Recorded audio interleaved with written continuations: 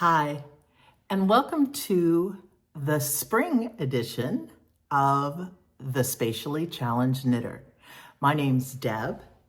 I live in San Diego, California, and I am a kind of trying to get out of being a beginner-ish knitter, but still having quite a few issues that I need to get help with. So I'm like maybe I've passed mid-level beginning knitter and I'm into this part of beginning knitter stage. So if you're interested in what's going on in my knitting journey of my life, and I talk about also the traveling that I do that goes along with the knitting journeys in my life, then I invite you to episode 15. It's April 22nd, I think, today. And I hope that you want to learn more. So grab something to work on, a project, and something to drink if you would like, and come along with me and let's go.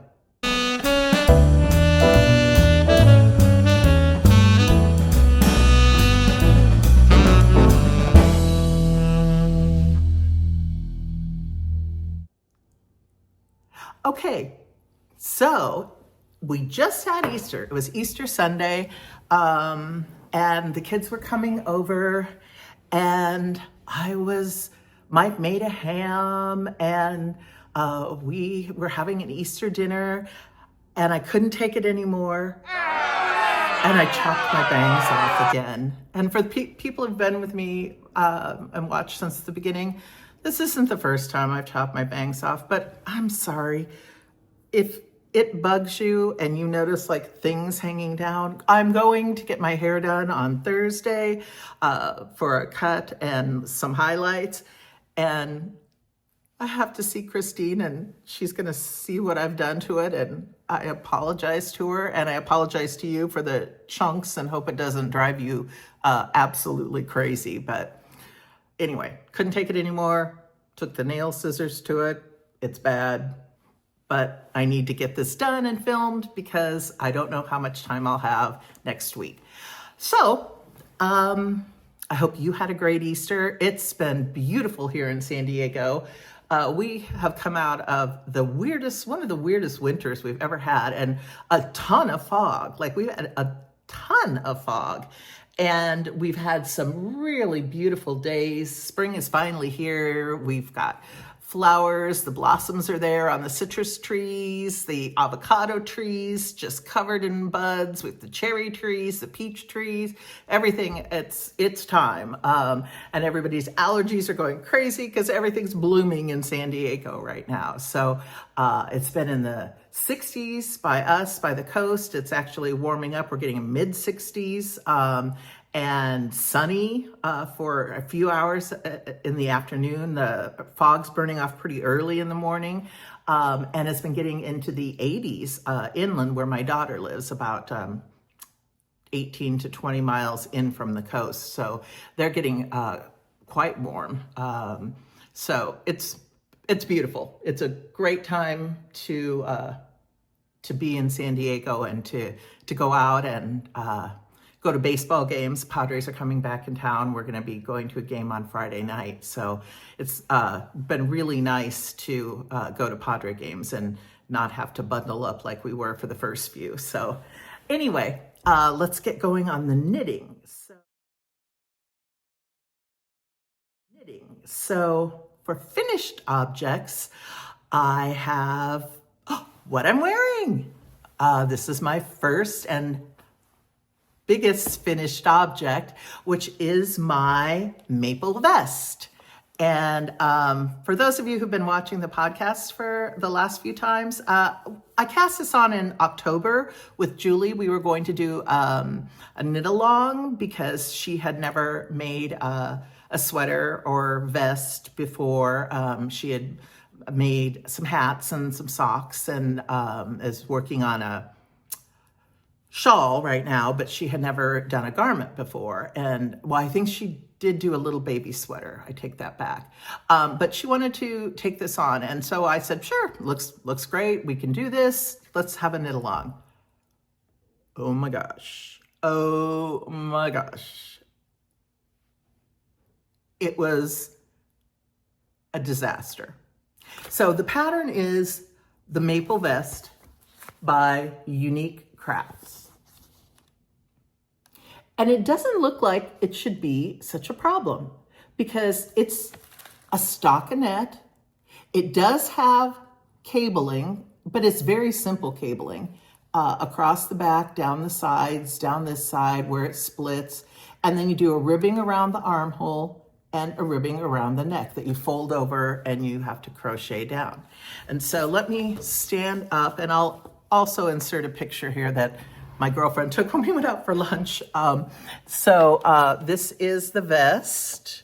You can see the ribbing, the folded over, it's crocheted down. And then it starts with the cabling and it has the split. And then it comes down. I'm gonna just pull this up. It's easier than me trying to walk backwards. And you can see the cabling that goes all the way across the bottom, and it goes in the front, and then all the way across the bottom in the back as well. And so you would think that this wouldn't be such a tremendously hard pattern. And I put a lot of time and thought into this, if you remember the saga of getting ready to make this, because I really wanted to make something that fit. It did grow a little bit more than what I had hoped it actually would, but you know, you take your chances. And I swatched, and I put weights on my swatch, and I did everything I was supposed to do, and you still, it's always the luck of the draw. But let me tell you what yarn I used. I used a yarn called Cricket for my main yarn, and it is 100% merino wool, but it's really, for merino wool, it's kind of a really rusticy wool.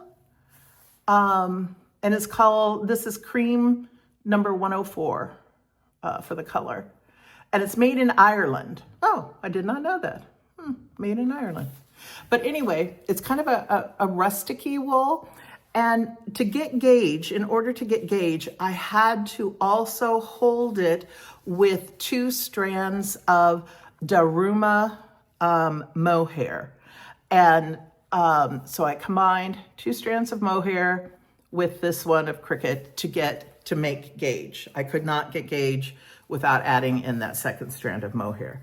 So, I'm sorry, I threw away the label, so I'm not quite sure of what color the Daruma was, but it's an ivory colored mohair. And so everything was going along swimmingly until we started running into this weird thing with the pattern.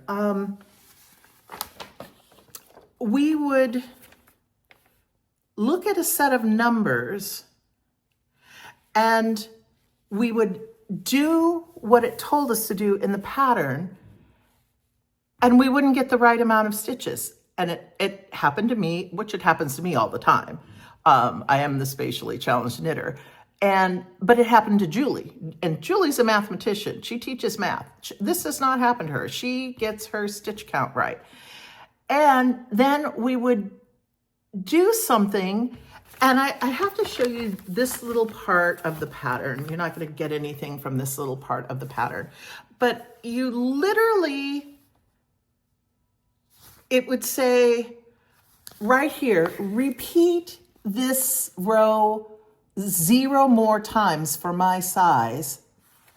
And then you'd go, and here's the stitch total you were supposed to have, which for my size was 103 here. And by repeating it no more times, then there'd be another set of numbers down here, and the numbers are different. It says for the 2nd size in it, 87. So I was at 103 and now I'm at 87. And Julie and I were just like, what in the world is going on with this pattern? I mean, it literally just says repeat 0 times, cut yarn. And these numbers are different. And so we were going crazy. I couldn't figure it out. This easy knit that we thought we were going to have was turning into just a complete horrible process. And so what I ended up doing was Googling it. And I found a tutorial, and bless this French woman from the bottom of my heart. She's a Canadian French speaker, and she teaches, I'll put her information in here and put a link to the video that I found for the maple vest in case you ever do want to use it. She speaks French to her knitting students, and they were having a knit along and knitting the maple vest, and she walks them through how to knit a pattern in English. And so I would watch it listen to it in French, which my French is not that great in order to be able to follow a knitting pattern. And then I would watch the subtitles in English and figure out what she was doing, and then just go from there. And there was just kind of like a lot of guessing, going back and forth and back and forth. And I would not have finished this vest if it wasn't for this beautiful French woman, French-Canadian woman. So thank you, thank you, thank you from the bottom of my heart. And I really, really do mean this. So I would say, happiness-wise, do I like it? Yeah, I really do like this. I mean, the armholes are a little deeper than what I wanted, but it's a vest, and who cares? And I did go from a size 2, which I did in the top, the size 2, and then I went to the armhole depth and the body width for a size 4 at the bottom of the armholes. So I made it longer because I thought I was going to need it longer, and I didn't. I should have stuck with a size 2. But I did like the width through the body and down at the bottom of it from the size 4. So I went up 2 sizes from the top. And it did, like I said, it was really like right at the edge of my shoulder before blocking, and it did kind of ease out, and I really didn't pull it that much. I mean, I just tried to block it exactly to the measurements because it fit perfectly before I blocked it. But I knew I needed to block it because of all the cables, and it needed to relax a little bit. So anyway, I guess what I would say is it's a great longer vest pattern if you want a longer vest. It's really warm and cozy. I mean, I wore it out today for lunch. It's, it was 65, but the wind's blowing. So it makes it a little bit cooler. And all I had was, a little white shirt underneath it, and it was perfect. It's just enough warmth, but you don't get hot. The slit up the side, the deep armholes, I guess lets air go through, and I really like it. Julie ended up frogging hers. It was just too difficult with the cabling and the stitch count never matching up and having to guess a lot. So she ended up frogging hers, unfortunately. So I would say, if you want a longer vest, if you like the split vest, it's a lot of stockinette in the body, but you've got the interest in the cabling on the sides and the split. It's nice. I like it. But it's not a pattern that I would say, like, if this is your first garment or your first time, maybe, trying to make, I don't know. I wouldn't recommend the pattern for a complete beginner. I would highly recommend, if you're going to do it and you get stuck, to go and Google it and go to the YouTube video that the lovely redheaded French lady puts out and follow along with English subtitles, because she can answer most of your questions. And just watching her and watching what she did was enough to get me through. So once again, maple vest, glad it's done. It should have been done a lot longer, but I put it on timeout on the puzzle table because I knew I had made a mistake. I knew it. I was down to the pattern in the back. I had set the pattern up, and then I was looking at it and it was a mess. And I knew not only had I made it in that, but I had made it in the back band as well. I don't know what I was doing, but the back band just was not right. It wasn't neat. And I can put up with a lot, but we all know my knitting is never perfect, ever. And I can put up with a lot, but I couldn't put up with this. So I had to rip it clear back to the armhole opening and re-knit the back. And since I knew I was gonna have to rip it out and rewind 2 strands of mohair with the strand of yarn, and I was trying to wind all 3 together so that I could undo it and then keep it wound up together, and then so that I didn't have to hold it, pull the 2 strands apart. It was a process. So it was in timeout for a while, or otherwise it shouldn't have taken this long, because it's not. You use large needles, and it's not a tremendously difficult knit. It's difficult understanding the pattern, but not a difficult knit. So anyway, love it. Happy I've got it. I'm going to take it with me to England and Scotland in September. I think it's great. You know, like the weather's supposed to be in September there what it is here right now. So should be perfect on a day that's nice. You know, you just want a little extra warmth, but you don't want the full jacket or sweater. You can do this. If you've got to wear a raincoat, because it's going to rain sometimes, but you don't want to have the arms necessarily of a sweater underneath your raincoat, I think it's going to be great. I think it's going to be a good basic travel piece, and can go with a t-shirt underneath because it's got a high enough neck, and can also, this or even a chambray shirt, I think will be fine underneath it. So that is finished object number 1, the maple vest. Finished object number 2, I'm going to take this necklace off because I don't want to snag it.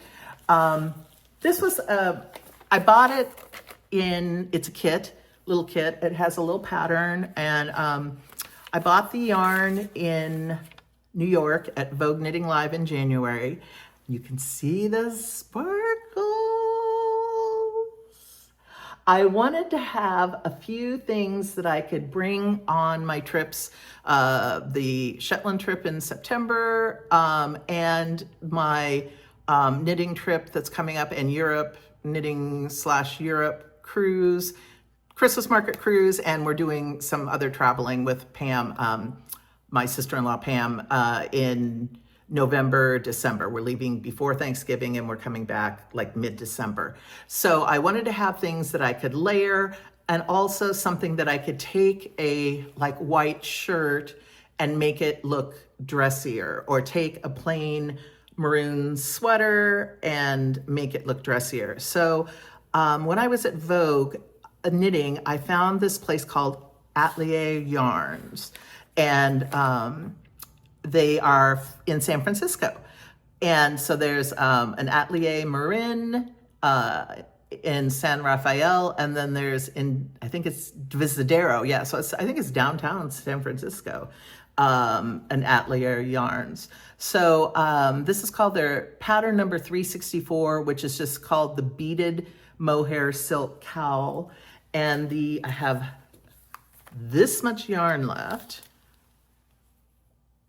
And I could have gone one more row, but I wasn't sure, and I didn't want to have to rip back, because ripping back with this yarn is a pain because of the sequins and the beads in it.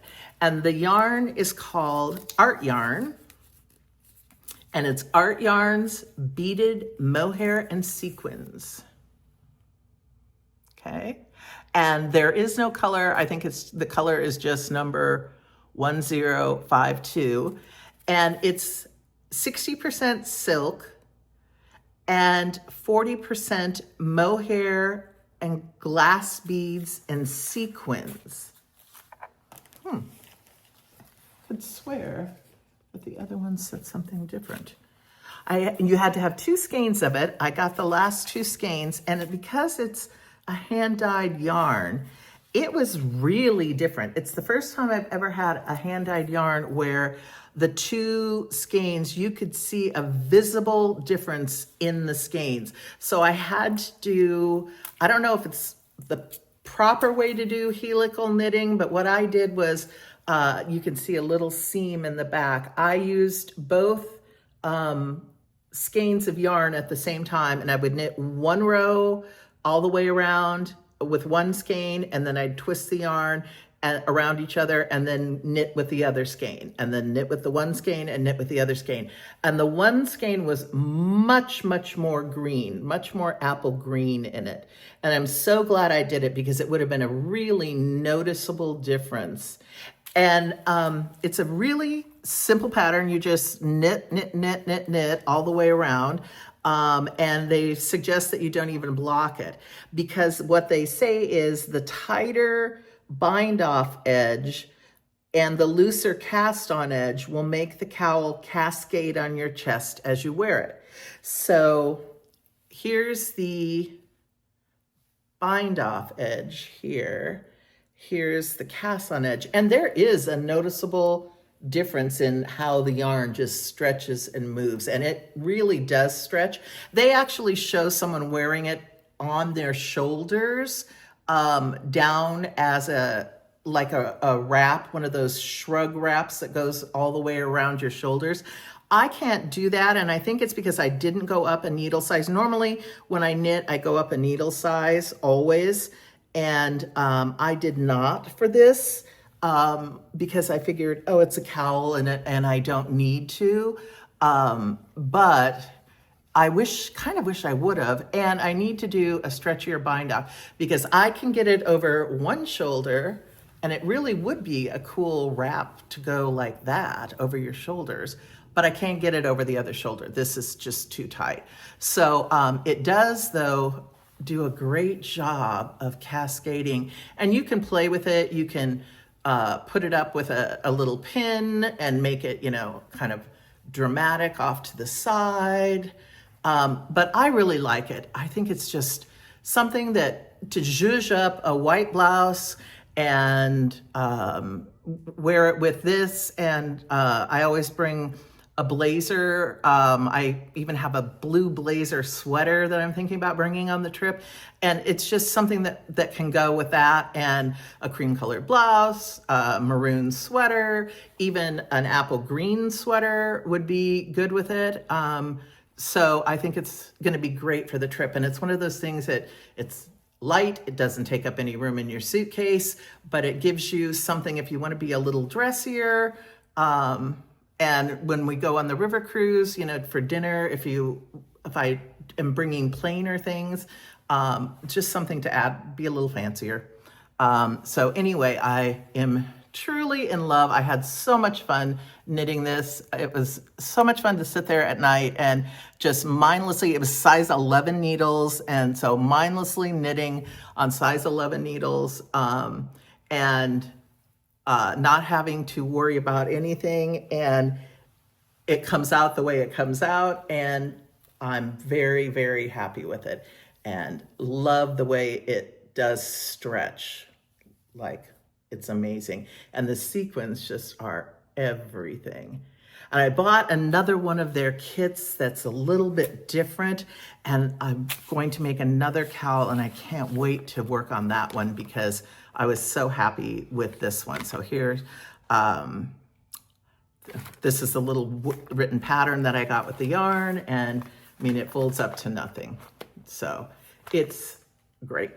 So that was my second finished object, the number 364 beaded mohair silk cowl. On my Ravelry page, it's on there as, I think it's Sparkly Cowl.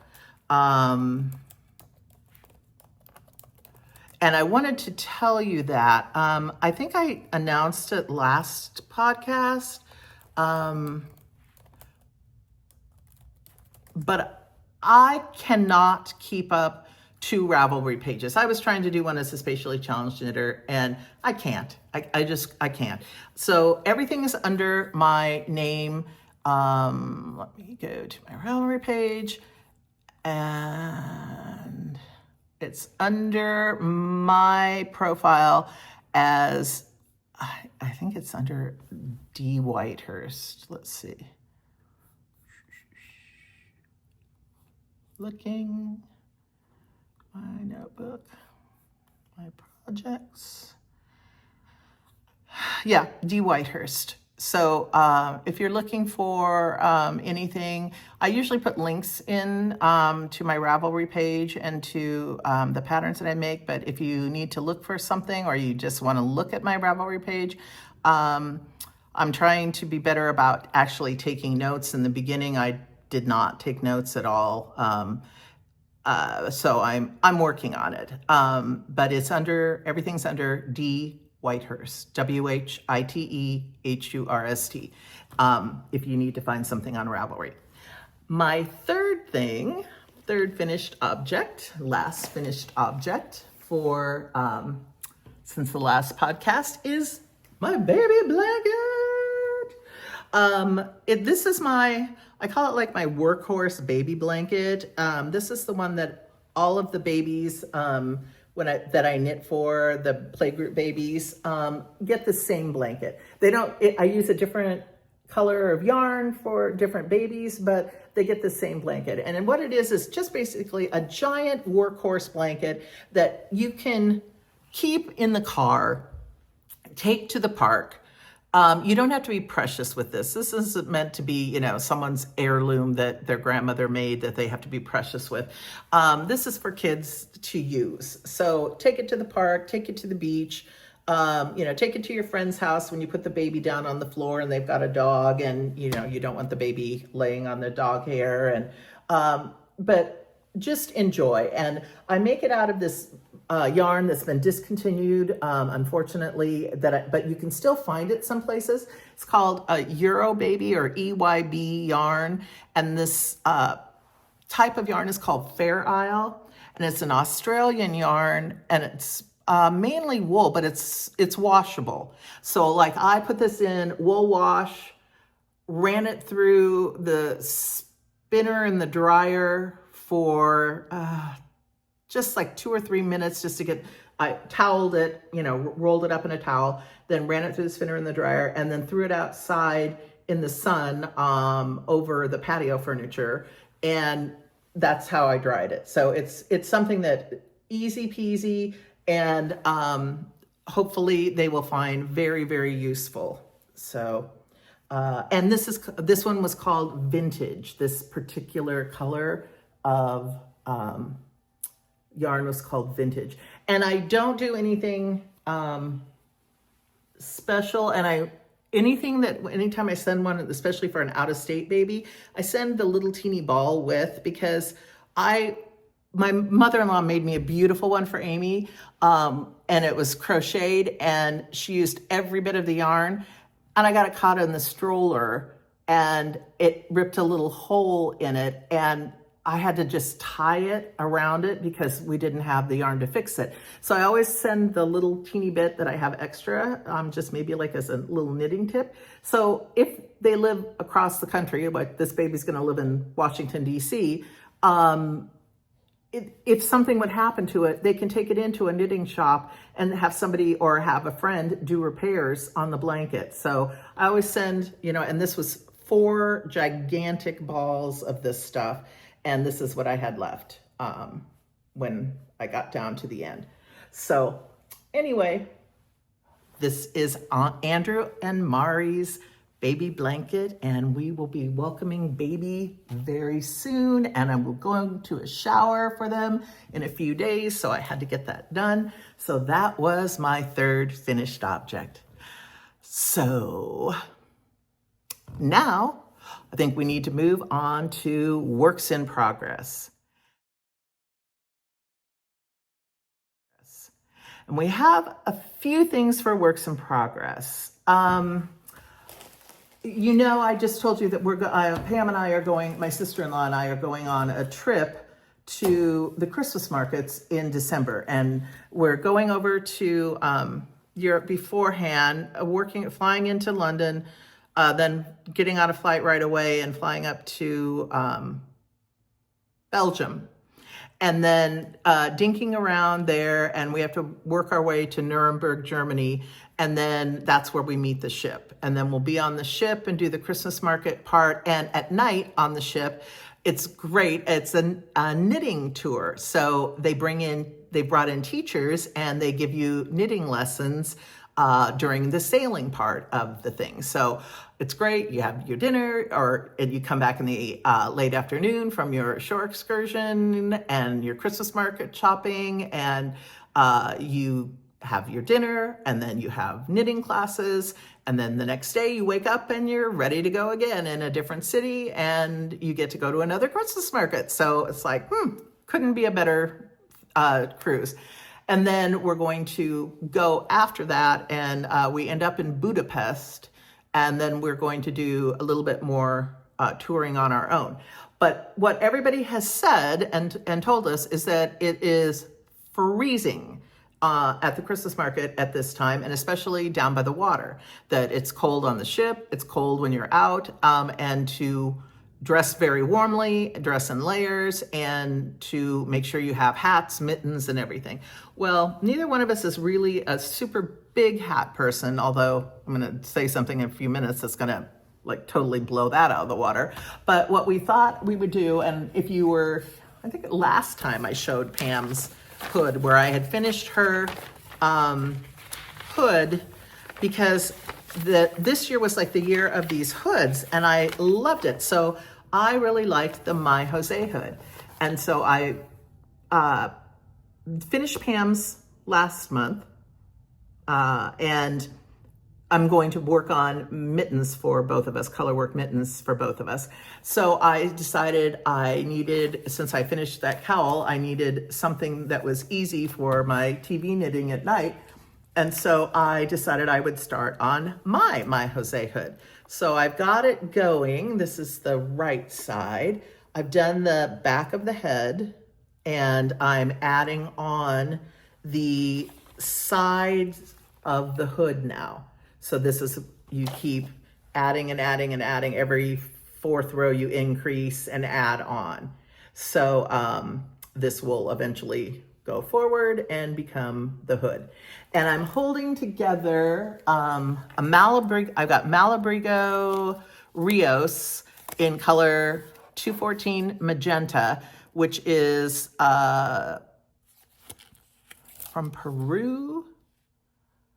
It is 100% superwash merino wool, which I thought, might end up, spilling something on it, or sometimes you get sweaty and you might want to be able to wash it.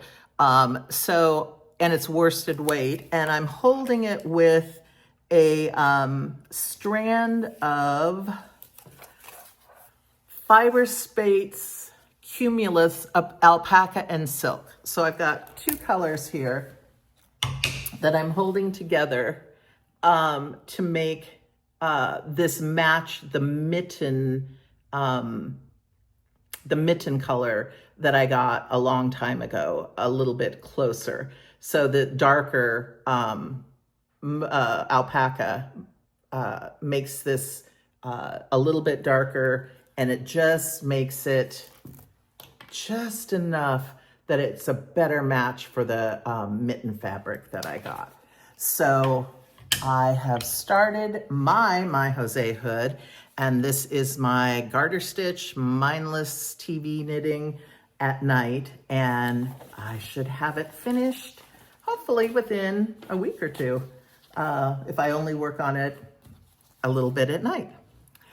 And so that is work in progress number 1, which is my Jose hood for the trip. Work in progress number 2 is my second baby blanket. And this baby's gonna be born, and it's taking a little longer than what I thought it would. And part of that is just because I'm having spatial issues. It is the Sweet Shop blanket by Laura Penrose. And I am using my minis from my Advent, and I also got a few minis when I went to Nashville and so that I could finish it up. And it's supposed to be 4 squares, which this is 4 squares, by 6 squares. And so it's not going to be, the brother already has one of the big playgroup baby blankets. So they've got one of those that they can use for the new baby, which is a girl. And I wanted to make more of like a stroller blanket. So that, you know, something that you would bring along when you don't want to bring a huge giant blanket, but you just want something to keep the baby warm. So it's going to be this wide. It's going to be blocked too, which it'll stretch when it's blocked. This garter stitch 1 to 2, and each one of these things is made separately and then pieced together, and then pieced together on the side. So it's like pulling it in, it's not wanting it to spread. So it's going to take a little bit of blocking, but you can see it's really turning out really cute. And then I got to the point where I thought, oh, I don't want to add the row on this side, which would have been easy. I want to add it on the other side because I want these colors to go with these colors. So somehow I got myself into a knitting pickle where I'm having to, instead of following the pattern, I'm kind of having to pick up and finagle it, which I'm hoping it's going to work. And then I'm going to try and, I don't know, do something else. I might just make the square separately and then try and sew it together. But I don't know. It was breaking my brain a couple days ago when I was working on it. So it was like, you know, wait, it's not a left side thing. It's not a right side. Well, it is a right side, but when I did it, maybe I should have done the cream first. I don't know. It's one of my spatial issues. And so I'm working through it, and I've got, I think, 8 more squares to go on this, and then I will be done. And baby is due, I think it was May 8th, but the doctor is saying, nope, she is not going to go that far. So I've got to hurry up on this one and get this one finished. So this one should be finished before I podcast again as well. And I will take a picture because it probably won't be here. It should be up with baby by then. So that is the Sweet Shop blanket with, and the solid color that I'm using is Ba La Jolla. And because the mini skeins were fingering weight and I had to hold them double to get a DK weight, I decided to use a fingering weight for the cream and hold it double as well so that the stitches kind of matched better. Since we're already going for big contrast, I thought it would look nicer if the stitches were a little bit more cohesive. So I am holding a fingering weight double on the solid color as well. So that is my Sweet Shop blanket, baby blanket, in progress. And I've done quite a bit on it. And then we come to the Padre socks of death.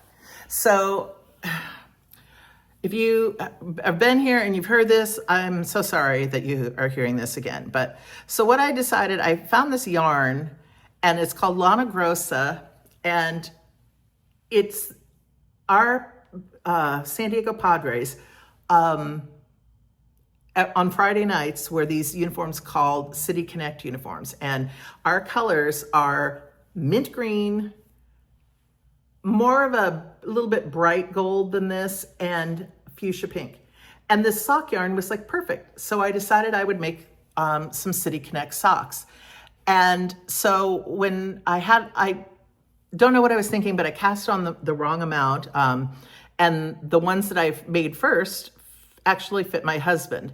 And so I had him try them on, and my grandson saw them and said, well, I want City Connect socks. So I said I would make their entire family City Connect socks. And it's not it's vanilla sock. It's a Crazy Sock Ladies vanilla sock pattern on 9-inch circulars. And I'm just letting the yarn do what it wants to do. I do have to have a little teeny bit of gray. This is for my daughter in Amy's sock because I just didn't have quite enough of the green, and I was worried that I would run out of the gold for the toe. And so I left a little teeny bit of gray in there. So hers are done, and I am sewing the SDs on them. And I'm using embroidery floss, and it looks terrible. And I'm not quite sure what to do. I'm honestly thinking of taking it down to the tailor and see if the tailor, it was supposed to be an iron-on sticky patch, but I'm afraid to iron it on the wool socks. And my daughter got a couple of these iron-on patches for her sons for their sweatshirts because she found mint green sweatshirts, zipper ones, and couldn't find ones that had the logo on them. So she got a couple of the stickers to iron on, and they're coming off their sweatshirts already. So I'm like, well, if I just take embroidery floss and it matches and whip it around, then it may not look so bad. But it does. And so I'm honestly thinking of taking it to a tailor and just seeing if they can go down it with gold thread and just go in the middle of it and then taking the embroidery thread off. I don't know. But anyway, so this is my daughter's pair, and you can see I'm like sewing on the other one. Done. Pair number one. Mike's is basically done.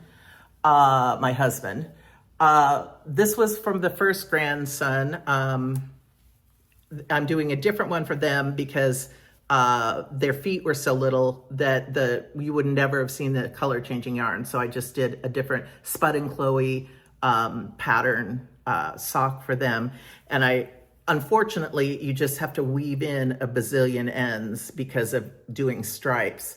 And so this is done for my youngest grandson. I thought it was going to fit my oldest grandson, and their feet have grown so much that it actually fits my youngest grandson perfectly. He tried them on this last weekend.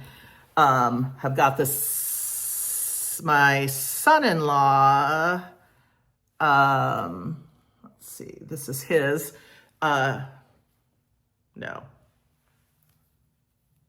I don't know whose this is, but my son-in-law, who has, I'm sorry, Mark, but you have big feet. He wears a men's size 10.5. I had to put a lot of the gray in there. I could have, I guess, broken it, taken it out, put white, because they do wear white with their uniforms as well. But I just thought, I've got the gray yarn and it's not super, super gray. But same thing, I was like, oh my gosh, I left so much gray in there because I'm afraid I was going to run out of the gold for the toe, and I've got like this much left. So I'm at the point now where I'm at the toe decreases. So I'm almost done with his first sock, and have to do my other, I've started my other grandson's sock. I can't seem to find it, but it's started, and I'm at the heel on his. So I am making progress. I just kind of, no offense to the grandkids, they'll never see this. I don't like knitting kids' socks.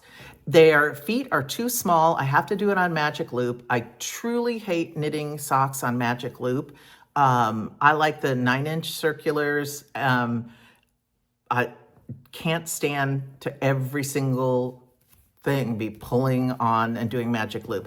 So that's why I've been like kind of pausing on these. But I am taking them to the game. I took Mark's sock to the game with me this last week. I want to get the toe done here at home so I can start the second sock at the game on Friday. So I've got to get, this week I've got to get this toe done.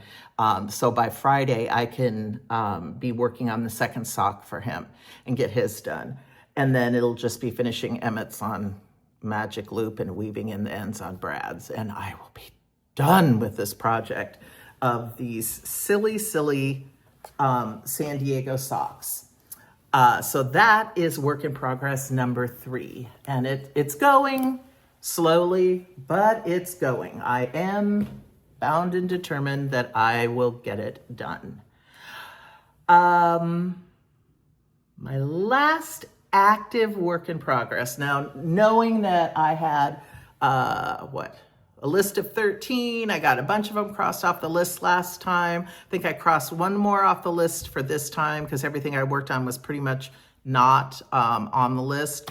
But the active whips is my Do You Yoke knit along.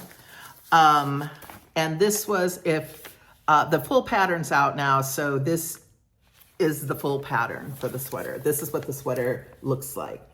I'm making it in very different colors, and I'm having to make a couple of modifications to it. But this came out clue by clue, and I thought this would get my knitting mojo going and get a sweater done. And so I'd like to have this sweater done before the end of May, and I should be able to do it. I'm just having a few little issues that, what I did was I knit, not because this was a mystery, I was knitting, and where it said for me to split for sleeves up here, which was row 14 on my chart for my size, it said for me to split for sleeves, was really only up to here on me. And I am on gauge. I'm a little off on row gauge, but not that far off. And so it was like, why? You know, it's too high. I just know it's too high. So instead of going and stopping at row 14, I finished the chart, which was row 38, 36, 38 of the chart. And so I got to the point where I was right down here. And that was, they were at the knitting store, they were the group, because none of us knew what it was supposed to look like because it's a mystery, was still like right here on me. And it's close. But they were like, you know, you should go another inch or so. I think you'll like it better. So I thought, well, I can easily just reverse this diamond so that this diamond comes down, and then whatever the next clue is, I'll do it underneath the diamond. Well, duh, I didn't know that the next clue was going to be a band of solid color, a twist again, another band of solid color, and then we were going to go into mosaic, and then the diamond, the bottom half of the diamond would be down here. So I had to go in, and I had reversed the diamond and was working my way down this part of the diamond, not having this part of the chart, was just reverse the chart, went upside down in Knit Companion and did the chart upside down. And I had to take it into the knitting store. I went to Apricot Knits and went in and had to have help from Sarah because I couldn't, I was having issues ripping it back. I had to rip it back. I needed to rip it back to the end of the chart so that I would be in the right place. So Sarah, thank you so much to Sarah at Apricot Knits, the owner of the store. She gave me so much help and took 2 hours of her life and helped me get this ripped back and back on the needles. And what's going to happen, what has to happen, is there's this thing called a float braid, and it's a really twisty braid. Let me see if I can get a different picture of it so you can see more closely what the float braid looks like. Yeah, I think this picture's a little bit better to see it.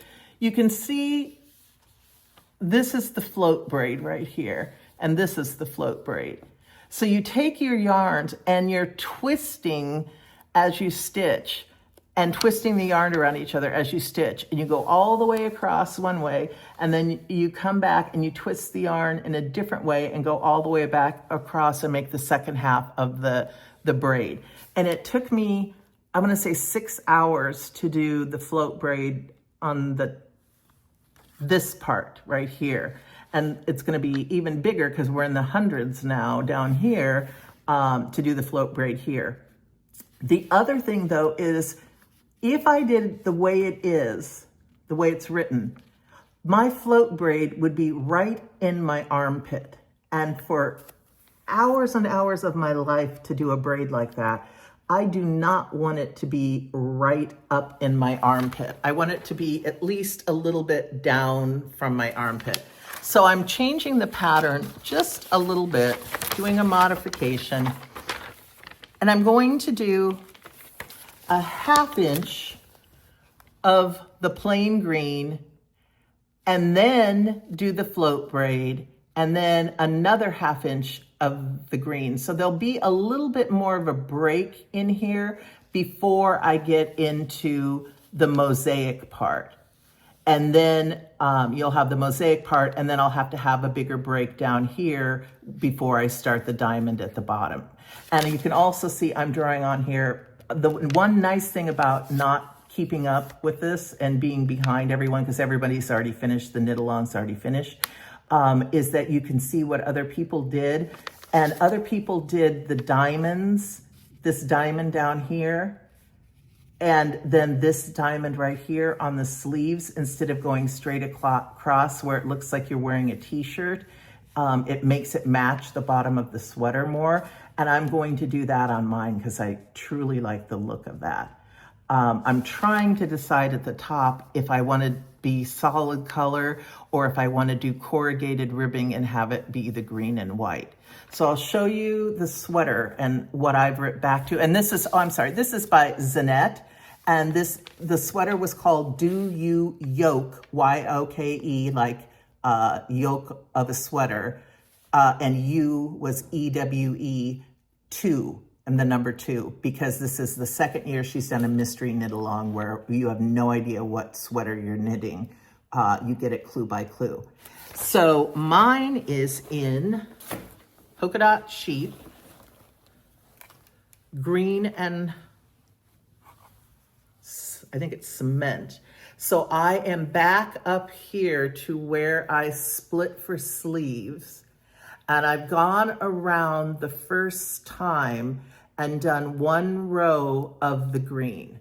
So I've got the sleeve splits in here. You can see it's on the tubing, and I've gone around and started I'm working toward my 1/2 inch of plain green, and then I'll do my twist braid. And here's the twist, what the twist braid looks like up at the top. Now, this has been steamed, but it has not been soaked. And so I'm hoping that my braid looks a little neater when it's been soaked. But that, because you can see this was my first one, this top one, and look how much neater my second one is. Because and this is the one that took me 6 hours, because you get better at it. And then, so this is where I am. And I'm going around and I'm just double checking where I just did the green, I think it was 2 days ago, but I need to go through and count and double check the stitch count for the front of the sweater. It has a fake seam that you do with a purl stitch on either side. And I believe it's more forward than right in the middle. And so I think it sits forward more because of the pattern, because you have to get 1 repeat of the pattern in here. So I think that's why it seems like there's way more of the sweater in the back and not as much of the sweater in the front. So I just want to double check one more time before I go, because once I get going on that float braid, there is no going back from there. I will never, ever rip a float braid out. So, you know, I'm thinking it's going to be more like 8 hours of my life to do the float braid down in here. And I am not ripping that back. So I just want to make sure that everything is perfect, and I've got everything lined up perfectly and everything else is perfect on it before I get the float braid going. And then I will be working on finishing up my, but before the end of May, my Do You Yoke 2. So I will have this sweater vest to go on my trip, and this definitely is going to Shetland with me. It'll be one of my sweaters for night. They said day, you know, day is like 60s. It's not a heavy sweater, it's fingering weight, but it's like DK here in the middle with the floats, because you've got 2 strands of yarn. You're carrying the yarn across the back. So you've got fingering weight at the top, fingering weight at the bottom, where you're doing the solid color, and then you have DK across your chest where the yoke is.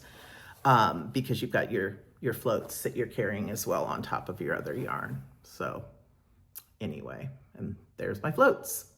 So that is the progress on the Do You Yoke sweater. So it wasn't progress, it was ripping back, but it was ripping back as a necessary rip back, and we should have smooth sailing from here on out. I'm still thinking about going up in the bottom of the sweater, going up to the next size, just to have a little extra in the hips, which is where I tend to carry most of my weight, is my hips. And so I think going up to where it's solid color, going up to the next size is going to help. I'll just increase till I get up to the next size after I get past my waist, and we'll go from there. So that was my last active work in progress. So it's time for future knitting / acquisitions. So last time I said, I'm going to make another sweater. I'd like to make 2 more sweaters and another vest. I don't know if I'm going to have time. I definitely might have time to get it done before the November trip, but I won't have time to get it done before Shetland. So I want to do at least 1 more sweater before Shetland, and in September. And I kept hemming and hawing because I know I'm going to make a cardigan to take on the cruise that should go very quickly. It's big yarn, big needles. But I want to make 1 other cool sweater. And I'm honestly doing this. This is so stupid. This is so stupid, but it's so me. This is so me, but it's so stupid. I have this feeling I really should have done Shetland a year from now, when I have more knitting under my belt and more knitting experience. And so I have this feeling that we're going to go to these classes in Shetland, and the Scottish ladies will be talking after their classes, and they'll say, oh yeah, they were a bonny bunch of knitters. I can't do Scottish accent at all, so I'm going to sound like the Lucky Charms guy.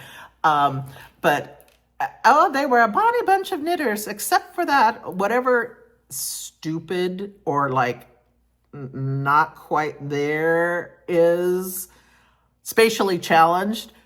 But in the Scottish, and the only word I can think of is lumpkin for some reason. And but that lumpkin from San Diego, oh dear God, what's going on with her? And I just have this feeling that that's what they're going to say. And so I want to like have cool sweaters to wear. So when if things go bad, and I know they will go badly, at least it'll show that I can make something. Well, look, she made that cool one. Why is she such an idiot today? So the wee lumpkin. So I'm literally trying to make these sweaters that are hard so that I can prove that I can be on the island of Shetland and that I'm not such a lumpkin after all. So that the Do You Yoke sweater was that, and then I knew I was pretending like I didn't know, but I knew which one I wanted to make, and it's another sweater by Zanette. I truly love her sweaters, and I saw her wear this in person in New York, and I am in love with this sweater. I am so in love with the sweater that I actually bought the yarn that it calls for, and I never do that. But I wanted exactly the way she made it, and I have better feelings about this one than I have about the Do You Yoke, and maybe that's completely wrong, but it's called the Regalia sweater, and this is what it looks like. Look at the yoke, but the rest of it is stockinette. It is plain stockinette. And the yoke stops way above your armpit, so I won't have the armpit issue, because the yoke stops up here, and then these little thingies come down, and I can deal with little thingies and the armpit. But look at this lusciousness. I can't. It's so, I mean, she was wearing it. She was so stunning in the sweater. And the sweater is so stunning. And it's so simple everywhere else. Absolute simplicity. But just this. I mean, one more picture just to ooh and ah over, because I'm in love. So, in theory, I'm going to get this done. It's going to be, I'm going to end up being no summer knitting. It's going to all be winter knitting. Maybe I'll do summer knitting in the winter, but it's going to all be this kind of knitting. So this is my sweater. So what it's made in, and let me come over here and grab my yarn, is bare naked wools. And I have the yarn. I forgot to order the gray. I only ordered the cream. So the gray just arrived today. It was on the doorstep today. This color is chrome. And this is 50% combed targhee wool and 50% tencel. And it is called their Modern Deco Sport. So sport weight yarn. And then this is the same exact thing, only it is the color titanium. So we've got titanium and we've got the other. And I am gonna start making a swatch so that when I don't wanna look at the color chart anymore, or I can't twist the braid one more minute, I can work on some of these stitches and work on the yoke. So this is the plan. Am I delusional? Probably. But I gotta try. I just absolutely love it. And I have to try. So hopefully it will be cast on and a little bit will be done, but more will be done on the Do You Yoke too. I really want to get one completely done, but I do want to. I do have to go back and forth between things because I can't. Even changing needle sizes helps my hands. So that is acquisition number 1 for the regalia sweater. Fingers crossed. Say some prayers if you pray. Can't cross my fingers because of the arthritis. There. Fingers crossed. My second acquisition, and this one I have to get going on, but should be much easier than the other one, is because the Shetland trip, we will actually be there for 1 day of wool week. 1 day? 2 days of wool week. And we get to go to the wool festival. So I wanted to have the hat. And after I just said, I don't do hats. Well, I want the hat. Like this is, every year they release a hat pattern. And this one is called it's the Shetland Wool Week hat, which is called okay, so sorry. Cannot even come close when speaking Gaelic. Never have been able to, so I will absolutely mangle this, but if I was saying it, it would be Al, A-A-A-L, or O-W-E-R, Turi, and means something hat. So, okay, so that is the hat pattern.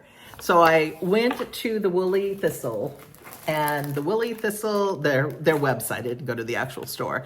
The Woolly Thistle had kits to make the hat. So I'm making the one that is on the cover, this color. Not quite sure about the pom-pom. I'm thinking, okay, we'll just make the little tassel thing. And if I absolutely cannot do a tassel, which I don't know, it can be removable. It could be a put it on, put it off kind of thing. But maybe the Tory means something with the tassel. I don't know. So I'm going to have my tassel, but then we can take it off at home. So here's the kit to make it out of the Jamieson's of Shetland Spindrift yarn. And they sent me all of the colors I need, and I needed a second main color. You needed a second one of the main colors. So this is the main background color. So this should go pretty quickly, pretty easily. It looks like basic kind of color work, and this Jamieson's is really super grippy, which makes it super easy for color work. And it's not fingering weight, although it's not tremendously huge. I don't know what it is, but it's not the it's not knitting a sweater out of fingering weight. It's knitting a little hat. So I need to get this one done by September. But I'm thinking about taking it honestly with me to, I think I'm going to take a pair of mittens with me to Toronto, and I'm going to possibly take this with me to Toronto as well, because this would be something, we have I think it's like 5 hours from San Diego to Toronto on the plane, 5 to 6, because we have to fly basically clear across the country and up to get there. So you could get a heck of a lot of color work done when you're sitting there in a plane for that long. So I'm honestly thinking about taking one of the mittens and or taking the hat. And I definitely would like to take the hat because, it's more yarn, but rather than 2 skeins for the mittens, but it is smaller and can squish into a small thing. And they gave me the kit came with a cute little teeny tiny woolly thistle bag. And it says, all knitting is good knitting. I don't know if you can see that. And so I could put all this in, keep it organized, and have my pattern with me, have my iPad with me if I want to do it on Knit Companion for the color work. And then they even give you a little thing of a little stitch marker.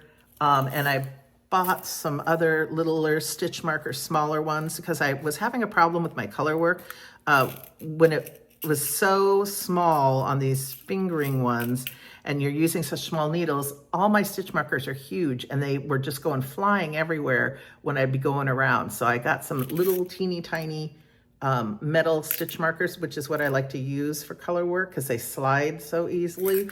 And so this could go into my little bag as well, and it would be really nice. We're going to Toronto in May to go see the Padres play the Toronto Blue Jays. And so I'll be going to a knitting store in Toronto, not quite sure which one. So if you are from Canada, or you have been to Toronto and you've been to knitting stores, if I could only go to one, which one would you recommend that I go to? So that's really the question that I need answered. I can go, I'll Google it, I'll look on, Yelp and stuff like that, but it's always nice to get the opinion of people who actually, or you don't, I don't know you, but that know you and what you like to, the yarns that you like to use and what you like to knit with.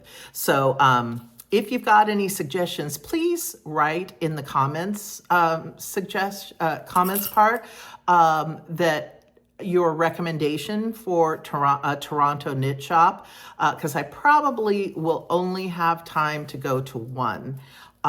So which one should it be? Okay, so giving homework again from a teacher.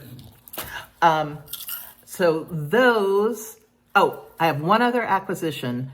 And this was just because when I got the green yarn and the cement colored yarn for my Do You Yoke 2 sweater, I got on the mailing list for Polka Dot Sheep yarns. And I thought that they were one of my favorite at Vogue Knitting. I just thought it was great.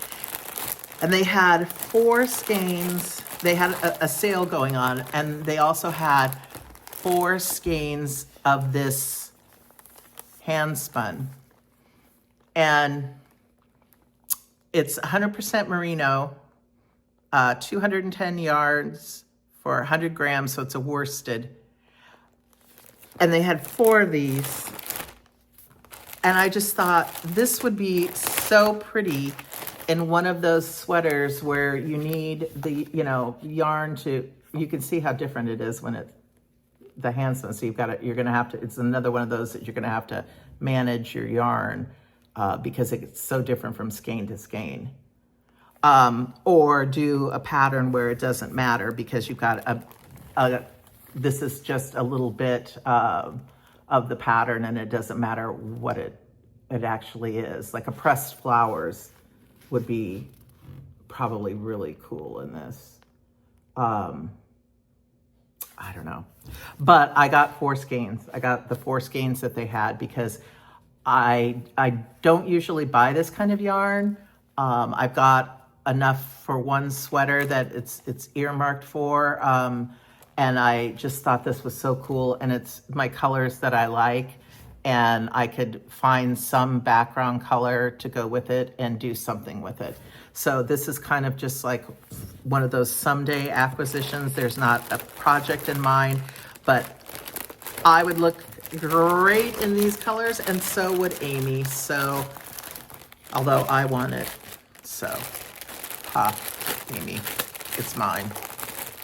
My daughter. Okay, so that's pretty much all that I have to talk about for this time. We've done future knitting. When we get to next time, hopefully I will have enough done on the, I'll have a lot done on the Do You Yoke. I'll have enough done on the start of the regalia. I'll have finished the baby blankets and the socks. And then I will be ready to put in place for my cardigan as well that I have to do some work on. And I will take you through the saga of the Japanese cardigan that I am going to make and what's happened with getting us to the point where I could actually think about making it. And so that's a story for next time. So I hope you enjoyed this. If you stayed through to the end, thank you so much for sticking around.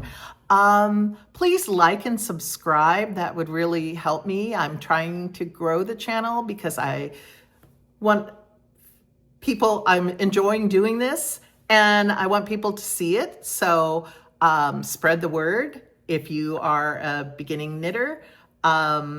Also, hopefully, like I said, we will hopefully get some crochet back in here when my crocheters are out of school in May. And they are, I know one of my crochet friends is finishing up her fair entry. The other one already has her fair entry done. So we'll get to put a picture of her fair entry up for the Del Mar Fair in the May episode, I hope, because it's due, I think, mid-May, May 17th, I think she said.